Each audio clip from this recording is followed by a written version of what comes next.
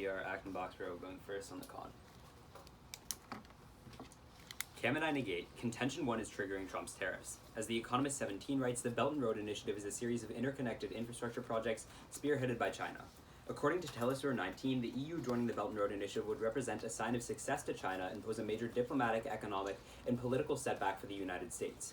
This is critical because, as Harris of Politico finds in 2019, if the US wants to fix foreign policy arguments with its trading partners, it has no options left but tariffs. If the European Union were to join the Belt and Road Initiative, Trump would lash out, placing tariffs on both the EU and China. First, the EU. Despite a few tumultuous months, Al Jazeera 19 reports that Trump is incredibly close to finally closing a trade deal with the EU. Unfortunately, Thomas 19 of Politico finds that the act of the EU joining the Belt and Road Initiative would be enough for Trump to place tariffs on the nations, sending their economy into a tailspin. That's critical, as Duesterberg 19 of Foreign Policy finds a move like this would push the already weak European economy into a recession. Bradford 19 of the Huffington Post confirms this, continuing that such a massive economic shock would push over 900 million people into poverty. The problems don't end with the EU. Tariffs would also be placed on China.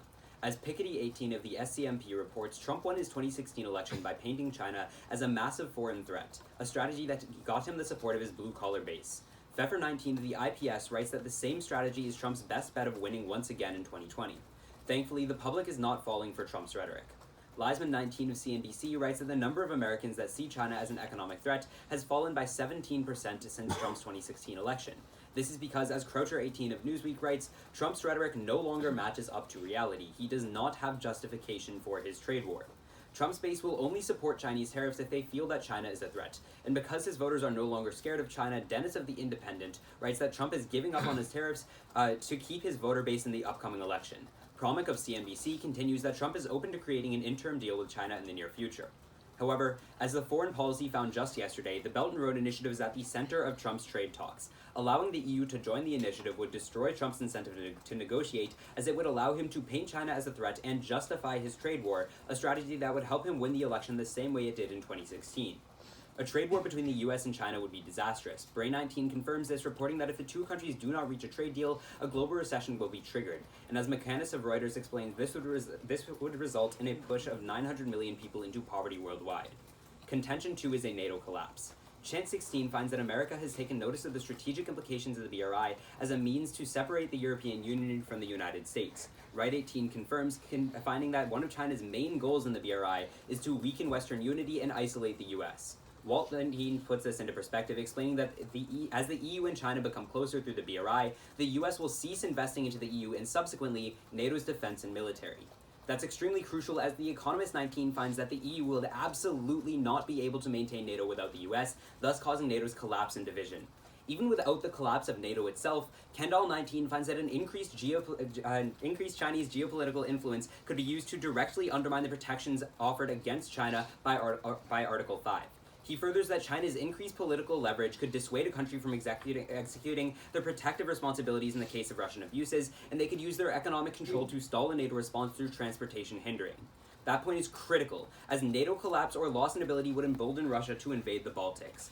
While Russia has held back in the past, Hard 18 explains that the collapse or diminishing of NATO would embolden Russia to claim much of the Baltics and invade. The impact is total warfare.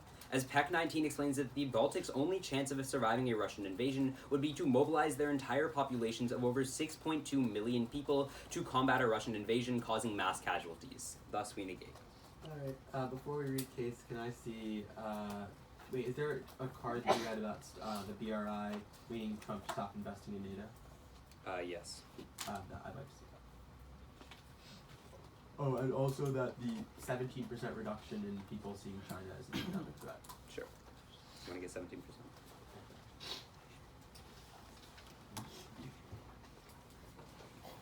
I will start running properly. Okay.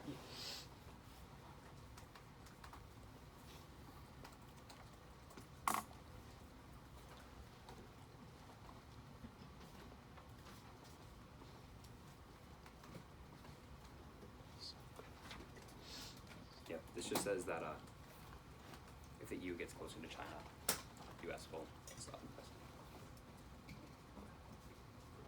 Do you want the PDF? No. Yeah, that's fine. 252 remaining, and then just the 17%.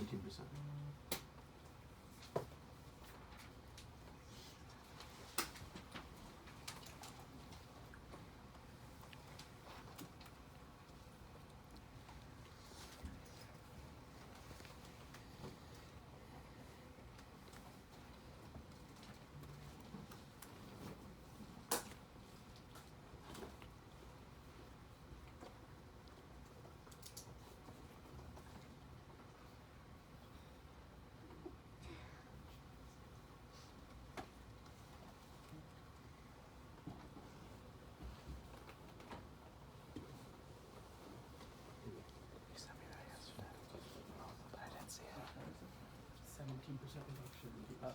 Who's the bottom? It has the actual percentages. Sure. We're gonna keep running the prep.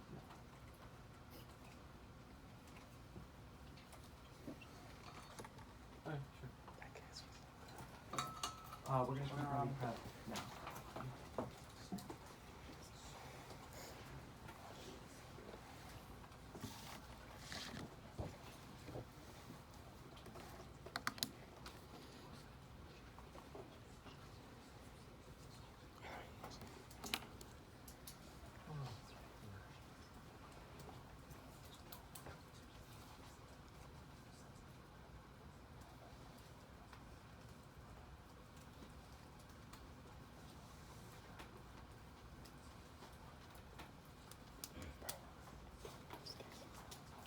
Okay, we're ready for 207 remaining. No, not for all case.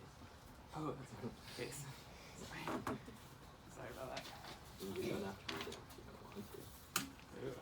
You got a copy? Okay.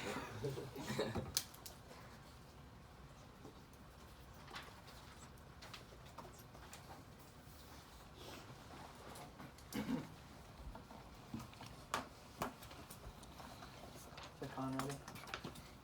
The judges.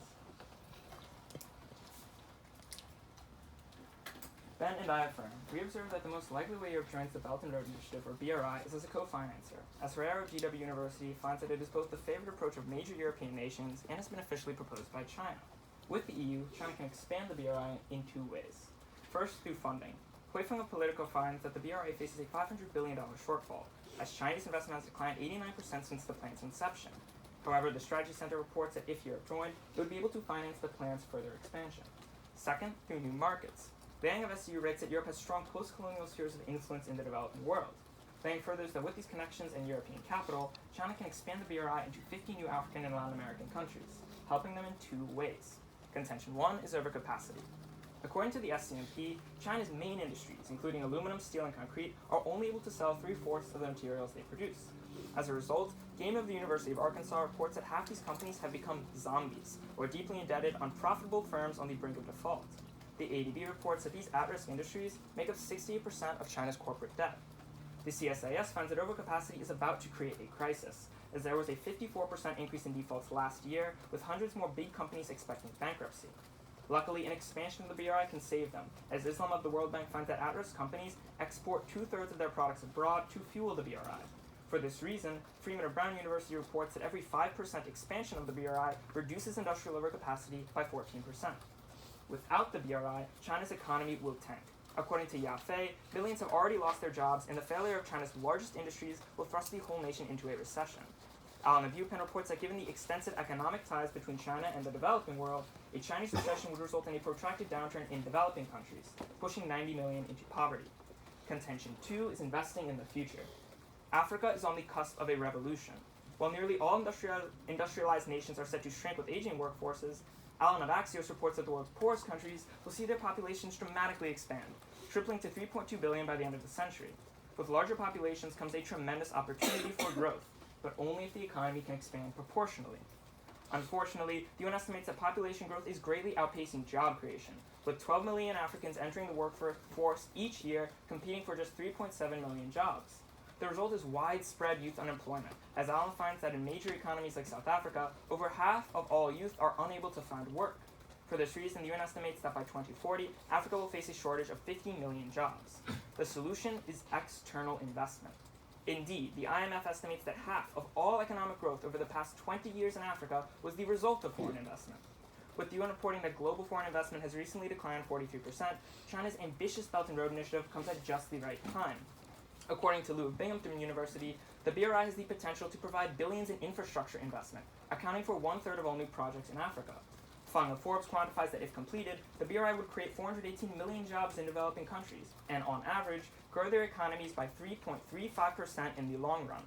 The BRI also has indirect benefits, as Lou finds that it fosters commercial relations between developing countries and China, allowing these countries to export $192 billion worth of goods to China and expand total trade by 13%. Policy decisions now will make or break Africa's future for the next century. The Hoover Institute explains that Africa's demographic window of opportunity is closing, as the longer that African countries lack sufficient investment to expand their economies, the human capital of their youth gets squandered as they don't find gainful employment, fail to develop relevant skills, and as a result, become locked into a cycle of intergenerational poverty. An expansion of the BRI can address this, allowing the developing world to harness its population potential and translate it into prosperity. As DAP of the University of Maryland reports that if completed, the BRI will lift 40 million people out of poverty. Thus, we affirm. Ready for toss? Yeah. Where would you guys like us to face? Just so that. Alright. Face off. Yeah. Here we go.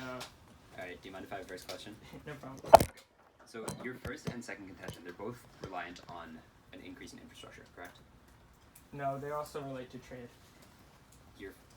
Your impacts are reliant on there being an increase in infrastructure, right? Because like your like second impact. to an extent, but like also if China increases any amount of FDI, like if a company opens up, they don't need to build a road. So That also FDI talks is to so trade.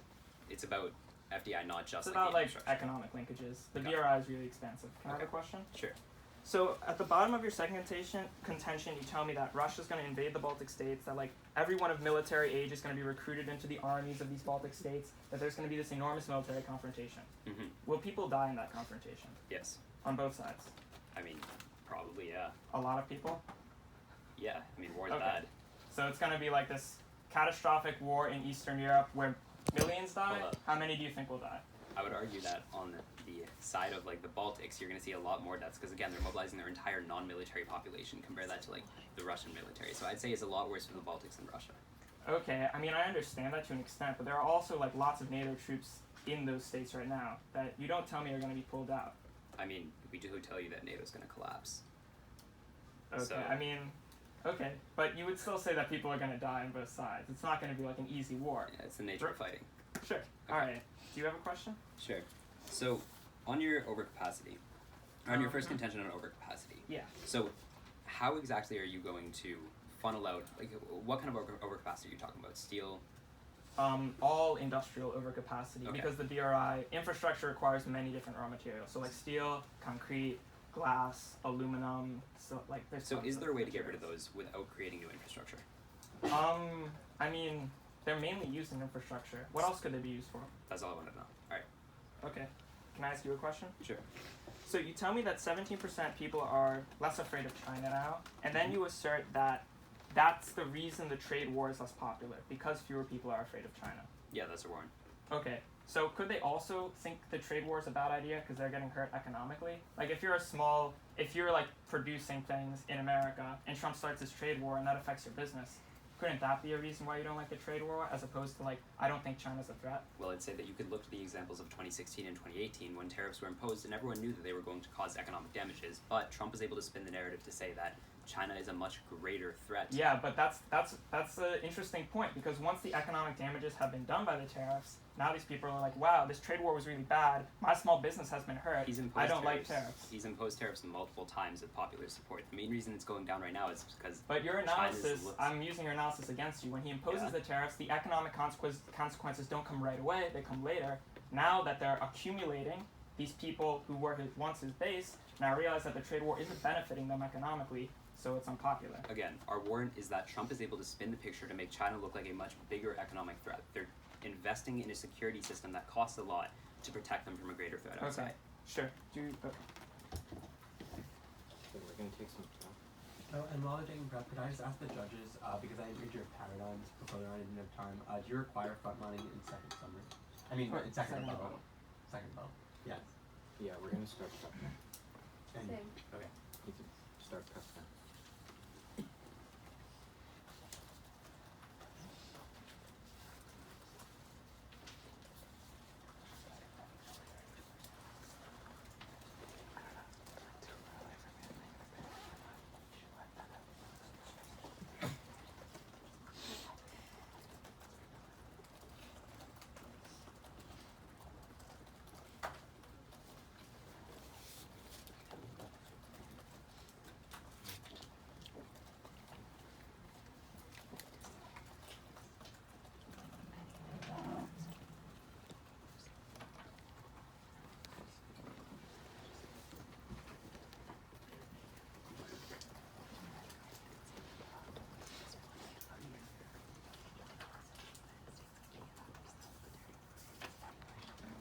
Okay, yeah.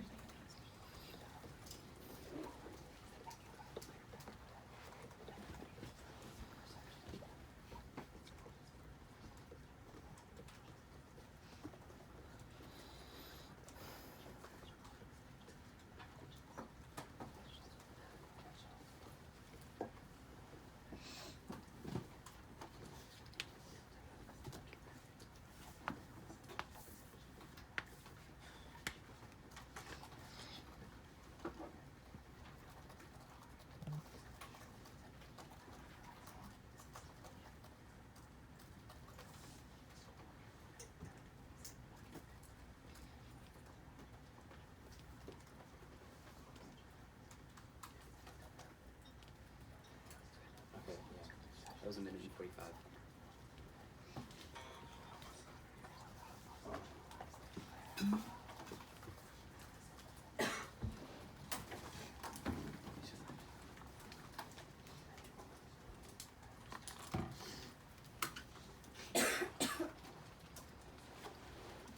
Everyone ready? Yeah. It's just gonna be down their case. Time starts now. Start at the top. The majority of their case is based on the idea that joining the EU, joining the BRI is going to lead to the creation of more infrastructure. What's really critical to realize is that in the middle of a trade war, it's impossible to create a lot more new infrastructure. What Smith 18 finds is that in order for Chinese contractors to actually create infrastructure, they need US dollars. That's because the US dollar is the global trade currency. It's more profitable for these contractors to use that currency. That's critical because Swaminathan finds that the way that China gets its US dollars is through trade with the US. They export to the US, get US dollars in return. That's really, really important because what Swaminathan concludes is because of the trade war, the value of the BRI projects has fallen 42%, which has been a massive detriment in the creation of new infrastructure. That's really critical because the way you're going to evaluate this round is whoever solves the trade war. If infrastructure is not able to be created sustainably while a trade war is going on, the only side that's going to be able to create a long-term solution for anything that they're talking about is the side that actually allows infrastructure to be created and the side that solves the trade war. But then, on their first warn about funding, we'd also say that the trade war is going to be a prerequisite to this argument because the CNBC finds like a few days ago that because of the trade war, China has experienced a 90% decrease in their foreign investment. That's really critical. No one wants to invest in a volatile global market during a global recession. That's our impact of 900 million people in poverty. But then it especially takes out their second contention on foreign investment. But then let's talk more about funding. Camel 19 finds that the BRI is full of white elephants projects that provide no actual economic benefits due to corruption and a complete lack of evaluation of projects. It's really critical to realize that the EU is not going to give the BRI more of their funding because the majority of the projects in the BRI are just used for Chinese geopolitical influence. They're not profitable. The EU has no interest here. But then on their first contention about overcapacity, there's no reason why the EU is going to uniquely solve this problem.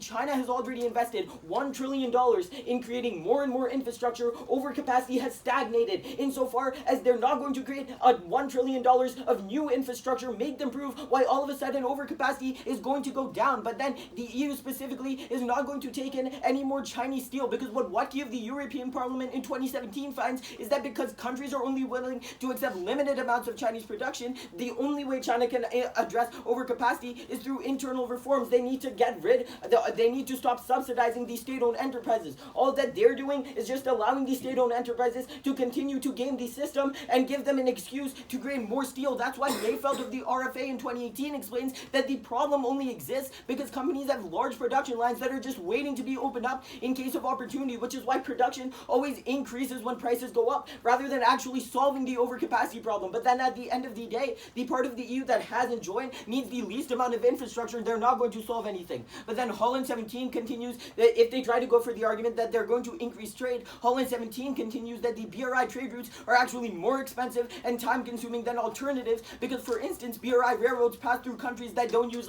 the standard gauge railroad system, so they have to constantly switch train cars. It becomes harder and harder to create more infrastructure. But then let's go on to their impact. First, Smith 18 finds that other G7 countries have more debt and nothing has happened to their economies yet. China's not going to get thrown into a massive recession. But then second, China's going to recover faster because after the 2008 recession, China was the first one out of it. Let's go on to their second contention. Again, cross-apply the CNBC evidence that finds that during a trade war, China experienced a 90% decrease the amount of FDI that they had. That's really, really critical. The only way you're going to solve their argument is by getting rid of the trade war. We're the only one that allows that to happen. But then on their impact, I'd say that if we win even a small chance of a recession, we're still going to trigger their entire impact by hurting the vulnerable the vulnerable developing nations economy, which would still throw all of these young workers into a cycle of intergenerational poverty.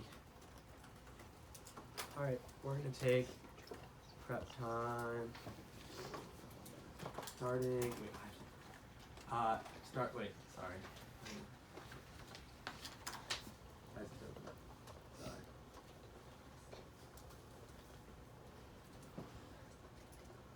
Okay, starting now.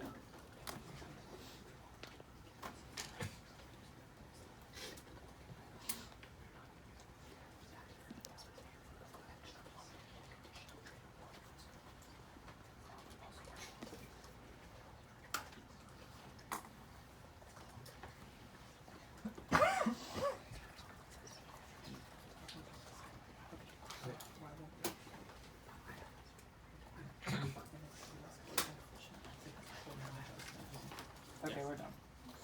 Okay, we have 140 remaining. So I'm going to be starting on our case, first on the trade war weighing, and then I'm going to be going down to their case.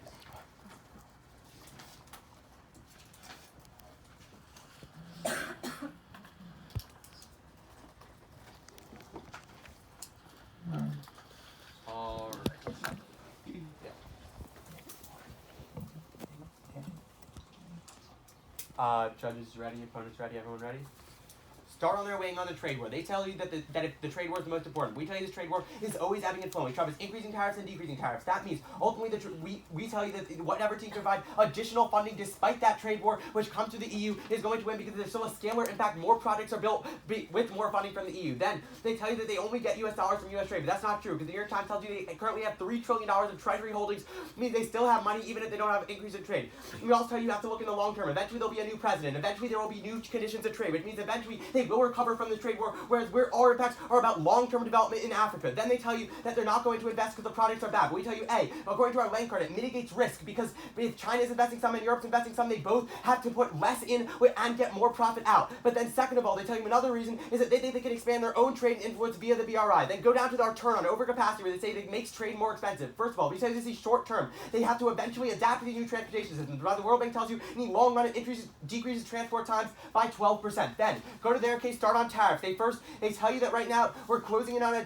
deal with the European Union for tariffs. They tell you that first of all there's a reason for that deal, and that is economic reasons, and that's true. Then they're not actually fundamentally changing that. But then we also tell you that with Britain, France, Italy, Australia, other Western allies join the AIIB, China's main bank, and they face no retaliation, is historically not true. But then second, Granted Global, they tell you there's no other strategy to containing our allies. That's just not true because Granted Global Insights tell you we take literally the inverse strategy, and we did it with Italy, which is using carrots, not sticks. We expand economic linkages with Europe to dilute Chinese influence. That's another strategy they can take. It's the strategy they took with Europe. Why can't they do that? Then third, we tell you these tariffs are specifically improbable because CNBC tells you America is very dependent on Europe and they know it has devastating economic consequences. They tell you in their second contention that Trump is prioritizing his 2020 election strategy. This would be devastating for him if he causes a recession in Europe. But then B, according to Politico, we tell you that China is not seen as Europe is not seen as an adversary to the American public, and as a result, it would be really unpopular to have any trade with them. And in fact, the Senate could even block it with Republican and Democratic support. But then ultimately, we tell you that trade benefits to the EU, if they occur, could still outweigh these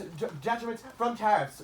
Then, go to China. First of all, they tell you that he cares about a 2020 strategy. This means that if it causes economic harm to the United States, that's also going to cut into his election strategy. Then they tell you that right now, the perception of China as a hegemon is decreasing. But we tell you that their card says it was still always below a majority who wanted these tariffs, which means that it's still always unpopular, it still always hurts him. But then, they tell you that he's giving up on tariffs right now. But they don't tell you how much this deal will do. They need full solvency on the trade war because they're saying the trade war is going to cause a recession. If they don't solve for it, that recession might happen in either world. But then the SCMP tells you that this long-term deal is not going to occur and that Trump and Xi are both still planning significant escalation. This evidence is from this month. You prefer it. But then they tell you that you're going to destroy the incentive for this deal when the BRI comes around. But the BRI already exists. And we tell you that it's so marginal. How much the American public actually know about the Belt and Road Initiative? They have no evidence saying there's going to be enough to totally shift public opinion. That's ridiculous. Then, go to their second contention, they talk to you about NATO collapse. They say Trump's going to pull out and reduce funding. Harder than Guardian tells you it's not true. We have a formal and binding treaty in the Senate. Trump can't pull out with executive powers. We need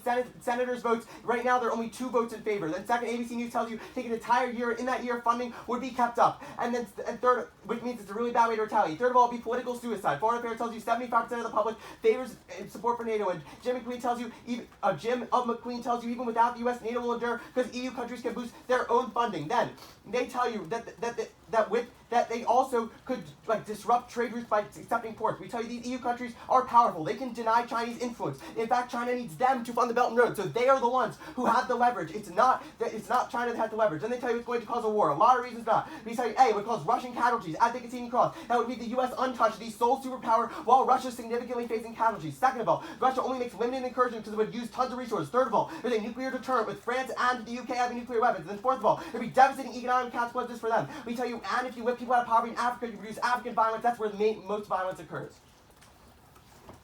Alright, where do you think this is going to go?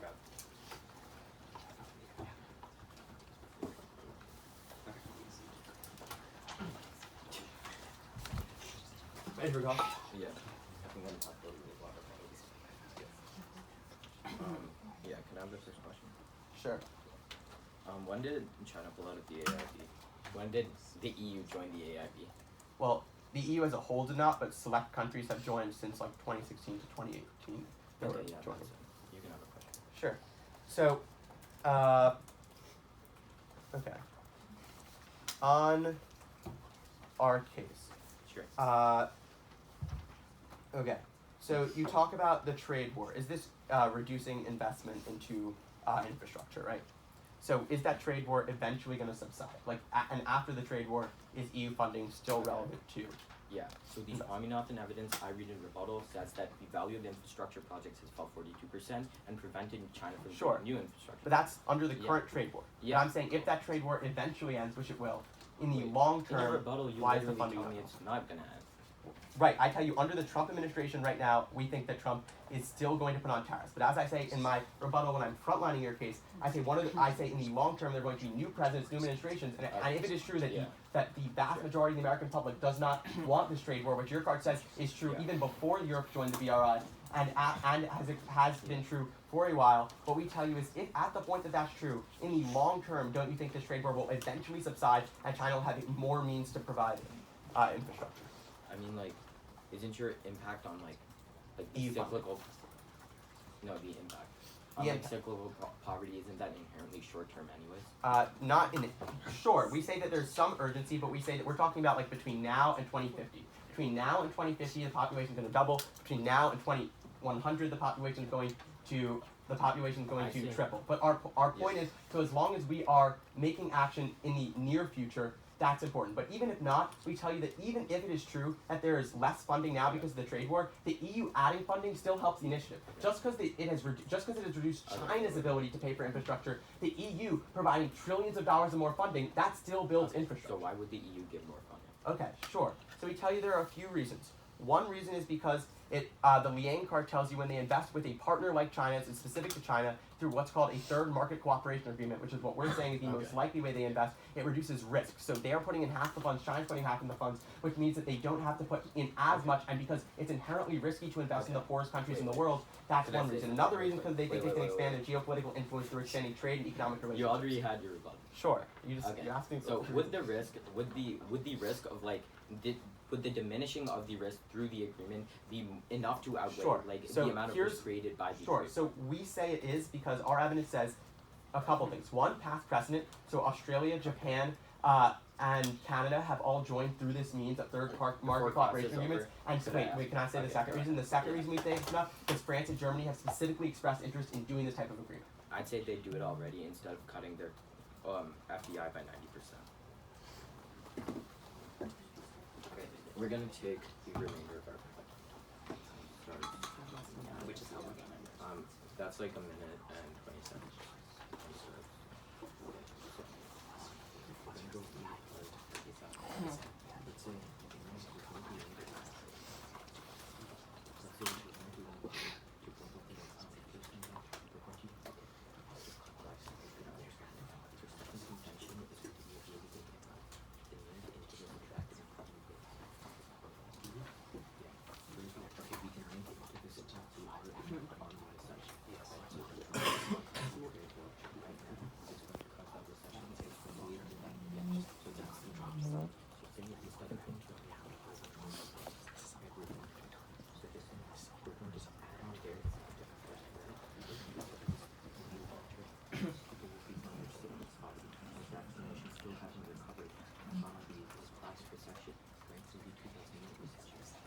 not throwing all of these people into intergenerational poverty by taking the second, third place.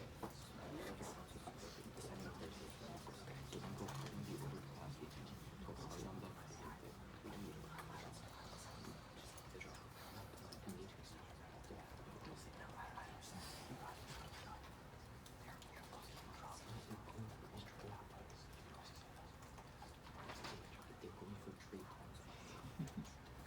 Trade terms, yeah. Okay, so that means the investment happens, but once they resolve the trade term, because trade doesn't, and no one else does that, this whole economy, that means that in the short term, these people get hurt, because in the short term, they're going to face poverty, but then on our okay, that's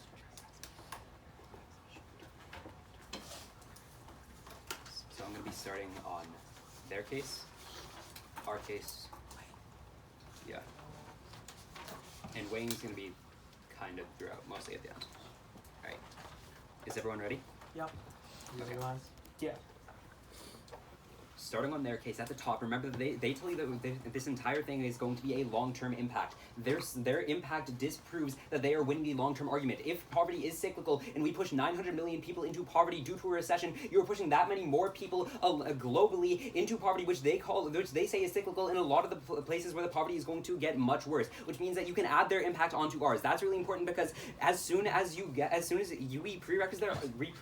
we prerequisite their arguments, because as soon as you have the trade war, you see funding go down 90%. That's really important. That's the foreign investment card, which tells you that as soon as the trade war happens, as long as the trade war is happening, you're going to see investment go down 90%, which means you don't solve for any of their impacts without solving for the trade war. If you want any investment, you have to solve for the trade war first. That means that even if there is a small chance of a recession as well, you're going to see no investment because no one wants to invest into a recession. That's important because insofar as we gain any access, a small chance of a recession, you're going to prerequisite their entire argument on any kind of funding, giving us access to cyclical poverty on the 900 million that we impact out to. That being said, let's go on to our case. Remember what we tell you. Trump voters only support his tariffs if they feel like they are protecting them from a greater Chinese threat. But as CNBC found just yesterday, the number of Americans who consider the threat is down 17% from 2016, and Trump has nothing to point out as his justification, as China seems like it is being controlled. This is why Trump is currently giving up on tariffs and coming to an interim deal with China. However, when you vote affirmative, you allow Trump to point to justify his tariffs with the fear of unprecedented Chinese hegemony, which Pfeffer 19 tells you he will do to win his election. This gets rid of his incentive to negotiate and allows the recession to happen, pushing 900 million people into cyclical poverty. They give you 5 responses. First, they say that they give a ton of responses about the election. You can group them because our Pfeffer evidence is really strong, saying that he will always prefer the tariffs in order to win his election, which means that he's always going to try and look for something to blame Chinese hegemony on in order to win his election through tariffs. And then secondly, even if he did want to even if he did want to do something with the economy, he can always spin it to an economic threat. This is what he did in 2016 and 2018 when he said that China was an existential economic threat to the United States, which allowed him to place his tariffs. Secondly, they say that all these countries have joined the Asian Infrastructure Bank. Here's the thing. The majority of the EU joined before Trump got elected, which means he couldn't point to it. Thirdly, they say that the Senate could block it, but the tariffs are an executive order that Trump puts on, which means he's always able to do what he needs to do to get elected, which is imposing these tariffs. And then fourthly, they say that a deal is not going to happen. But our CNBC evidence from literally 2 days ago says that he is coming to an interim deal right now. And finally, they say that tariffs are unpopular. But remember, he won off them in 2016. He can win off them again. That's our Pfeffer evidence, which is extremely specific, saying that Trump's best bet of winning the election is going to be placing tariffs. That's really important because insofar as Trump continues his tariffs, insofar as Trump doesn't even have to place new tariffs, but a Brain 19 evidence says that he continues the trade war, you're going to see a recession. You're going to see no investment, no infrastructure created because you need US dollars for infrastructure, so they're not going to gain any impacts off of that. You're going to be pushing 900 million people into cyclical poverty. On top of that, really quickly on their case, remember that we still link into trade times because any increase in infrastructure from China is typically not standard gauge, which lowers infrastructure, which increases trading times by 50%. Yeah. I'm going to take time.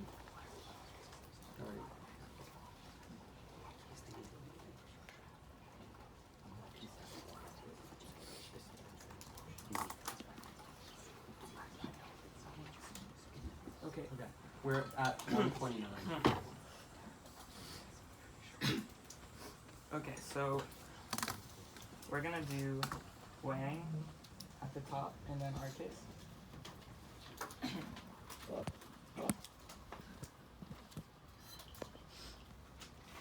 Everybody good? Actually, wait, I want to take 10 more seconds. Wait, let me just start. Alright. Start. continuing pressure.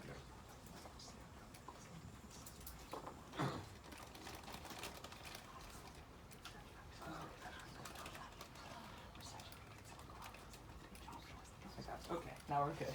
That's 117. All right.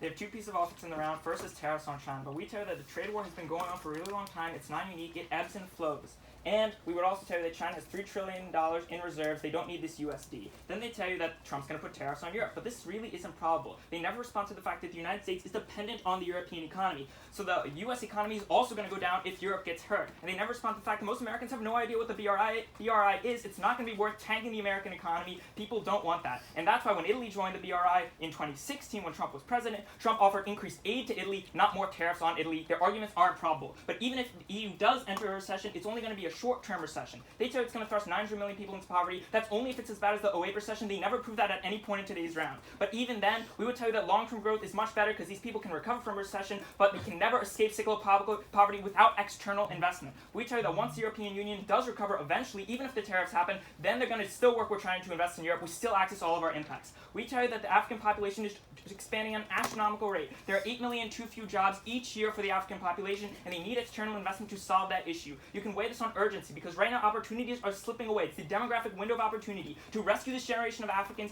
we need to stop them from squandering their human capital and falling into poverty. We need this external investment. It's coming from the BRI. What we tell you is that the more funding the BRI gets, the more countries it goes to, the better it will be for these people, and the EU provides both of those things. It provides the historical relationships through the post-colonial spheres of influence, and it provides the money. And the history confirms our argument as well. As when high-income countries join the BRI, countries like Japan, Australia, and Canada, they become co-sponsors with China in what's called third market agreements, where they invest alongside China into developing countries. When low-income countries join the initiative, they receive investment. That means that the fiat most likely means that Europe invests alongside Africa. And EU banks already have available $2.5 trillion in funds to invest in Africa. It's most likely they would do this through the BRI. And the BRI, we tell you, has amazing impacts. It's going to create 418 million jobs, and it's going to increase the economies of these developing countries by 3.35% in the long run, giving them a way to actually escape cyclical poverty and not just remain in it forever. And they tell you that it's going to be risky, that the EU won't be able to invest because there's all these risks associated with the investing in the BRI. We tell you that the EU does want to invest for a number of reasons. First, they're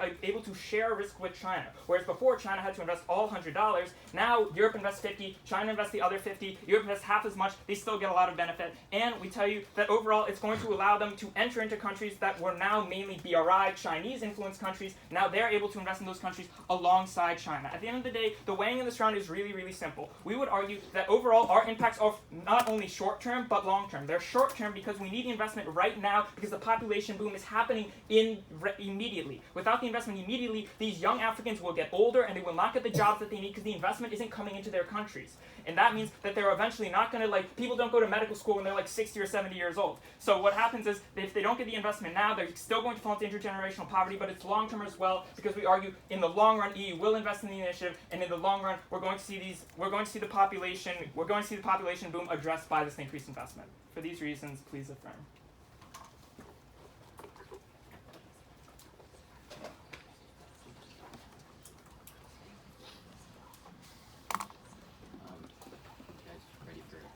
You guys ready for it? Yeah. I'll have a question. Sure. Yeah. So, your part about 900 million people being thrust into poverty is about the 2008 recession, no? Yeah. Sure. It's comparatively, yeah. So how do you know that a tariff Trump passes is going to create a recession as bad as 2008, which was caused by many structural reasons? That's what you don't respond to in case, because what we're saying is that Trump does not need to pass a specific tariff in order for this impact to happen. It's just that Trump's negotiations need to end. Wait, but what if Trump? So it can be any tariff? No. The issue is the rate of the trade war continues to escalate. Oh, but I thought the negotiations were with China. The negotiations aren't with Europe. And No, we right? didn't We didn't extend the extend Europe argument, but We're that's how extending you respond to China has a trade war right now. Trump is negotiating. You get rid of his incentive to negotiate. Okay, trade war but continues. we told you, we said that it ebbs and flows, right? That's the evidence that we read So, you. yeah, The and trade war is we'll not unique. He negotiated a couple years ago too, and then it But fell the apart. only impact you extend on your case is the short-term one of intergenerational poverty. Our So idea I is would that you're yeah. characterizing, first of all, you're characterizing short-term differently than we are. We're talking about population booms between now and 2100. Our idea is that we need that at some point in that period for us to manifest an impact. But second of all, on the short term, we tell you that even if you thrust people into poverty now, like you recover from a recession a lot better than you recover from like structural issues in your economy. So even if you thrust people into poverty, they'll recover because they'll have stimulus packages, because they'll have investment, they'll have all these things. But when you fundamentally are not creating enough jobs, that is going to make you a lot worse off in the long term. That's right. So the stimulus, like let's talk about the recession, right? The stimulus packages, they come from a country having a lot of capital, having a lot of like stresses on the international markets, aka tariffs. Doesn't that like create a lot harder environment to recover from a recession? The problem is your argument's like there's always going to be a certain degree of tariffs in the international space. Yeah, right? There's tariffs right now. China's still investing right now. You're People making are, it seem like out of poverty we have right a normal amount of tariffs right now. We have an insane amount of tariffs right now. And the BRI is still like, it accounts for 1/3 of all infrastructure in Africa right now, despite an insane amount of tariffs. Okay, no, what I'm saying is that right now, the tariffs prevent a lot of capital and like a lot of these stimulus packages that you say are so good from actually happening because they huge stresses on the global economy. It takes a lot longer to recover from a recession when you have something like this. Obviously, there is going to be some time period to which they recover, but we're saying that tariffs are only on certain countries. So if the U.S. is putting tariffs on China, right, and they hit a recession, China still has trade with a lot of all of these 120 countries they're connected to, including developing and developed. They still are going to have trade with the EU because you're not extending the EU point. They still are going to have trade with all these other actors. So our point is that, and they still have the $3 trillion of reserves of money that they have. Our point is that, of course, the recession is going to take some period of time to recover to. But even if it takes 5 years to recover from that recession, they still eventually bounce back from that recession in a way that you don't bounce back from structural issues in your economy. That's right. So it's basically just going to be our case and their case. Is everyone ready? Yeah. Time starts now. And they make a strategic mistake in second summary when they try to go for the impact about intergenerational poverty. They literally tell you that most of the African economies have still not recovered from the 2008 recession. That's because they don't have the economic structure to withstand that kind of global recession. That's going to be really critical because we're going to weigh our trade war argument against this. They say that it's short term, so it doesn't matter. I'd say it would still plunge the African economy or the developing world economy into a big recession that they can get out of right away and create that cycle of intergenerational poverty. But then they completely cold drop our second war on China. That's the only one that's extended. Let's talk about it again. What we tell you is that right now Trump is forced to negotiate because the only way that his base supports tariffs is if they feel that they're being protected from a larger China threat. Otherwise, they don't want to go through the economic harms to deal with those tariffs. That's really critical because the February 19 evidence tells you that Trump's best chance of winning the election and the way that he wants to win the election in 2020 is by using the trade war. That's the spearhead of his strategy. It's going to be really critical because if we prove that tariffs continue in our world and a trade deal isn't reached, one, we push 900 million people into poverty, but also we trigger their impacts about intergenerational poverty. Let's go to their case. The two prerequisites are going to be really important here. First is the funding one. We tell you that 90% of foreign investment has decreased from China because of the trade war. They say that countries are going to decrease risk by working together. I say it should have already happened, but on top of that, you're going to weigh like the Chinese recession argument because they never quantify exactly how much risk they're going to get rid of. We actually give you a number, but then on infrastructure creation, goes cold drop in summary. But we say that you're going to prefer the Swaminathan evidence because it's shown that the trade war literally stifles the BRI and prevents infrastructure creation. The value of projects fell by 42% and prevented the creation of more infrastructure. They can't access any of their case if infrastructure isn't created. That means the only side you can vote off of is the side that gets rid of the trade war, because if a trade war is going on, long-term infrastructure won't be created. We're going to link into their impact about intergenerational poverty. That's the way you're voting in the route. Okay. We're going to run the rest of our prep time. Wait. Sorry. Continuing prep now.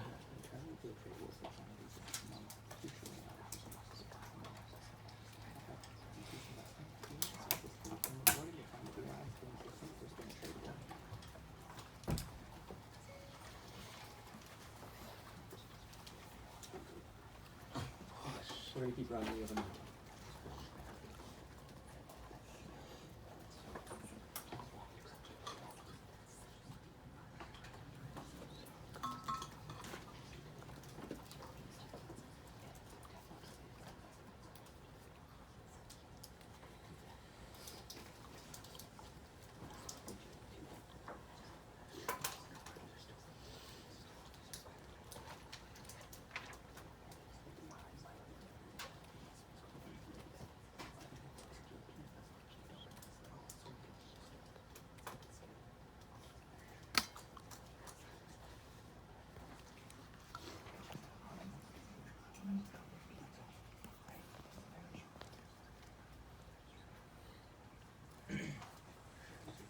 Okay.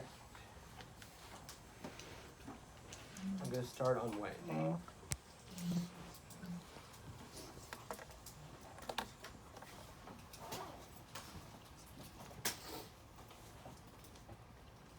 My opponent's ready. Wise judges.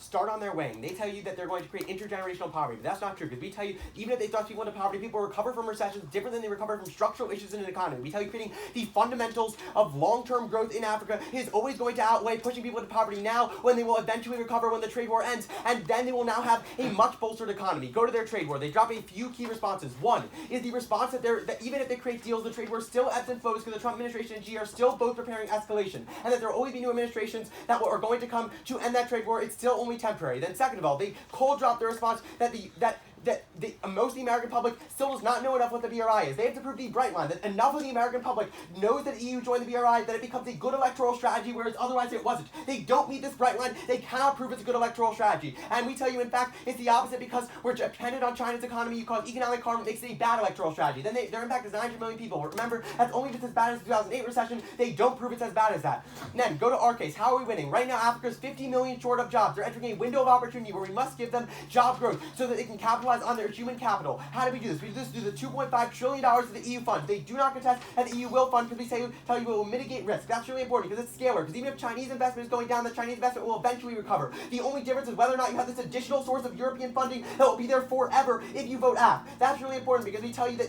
they really need this investment, as you can create 418 million jobs to grow the economy by 3.35% in the long run if you have this investment. How do we outweigh their case? First of all, we outweigh their case on the long term, but beyond that, we tell you this